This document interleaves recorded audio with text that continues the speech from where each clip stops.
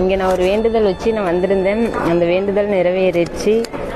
இதேமாரி குழந்தையே வேண்டாம் அப்படின்னு சொல்லிட்டு எங்கள் வீட்டுக்கார் இருந்தார். ஆனாலும் இப்போ இந்த இடத்துக்கு வந்தவொடனே எங்கள் வீட்டுக்கார் குழந்தை தான் வேணும் அப்படின்னு சொல்லி அது குழந்தை பெற்றுக்கிட்டோம். ஆனால் இப்போ நல்லாயிருக்கும். இங்கே வந்துட்டு திரும்ப எனக்கு ஒரு பிரச்சனைன்னு சொல்லிட்டு இங்கே வந்திருக்கேன். அது அம்மா சொல்லியிருக்காங்க நடத்தி வைக்கிறேன்னு. உங்களுக்கும் எந்த பிரச்சனையாக இருந்தாலும் இங்கே வந்தீங்கன்னா நடக்கும். குழந்தை இல்லை எந்த ஒரு பிரச்சனையாக இருந்தாலும் வந்தால் தீர்த்து வைப்பாங்க அம்மா. எங்கள் வீட்டில் வந்து சேவன பிரச்சனைலாம் நிறையா இருந்துச்சு. இங்கே 2 மாதம் வந்துட்டு இருக்கேன். தொடர்ந்து கொஞ்சம் பரவாயில்ல.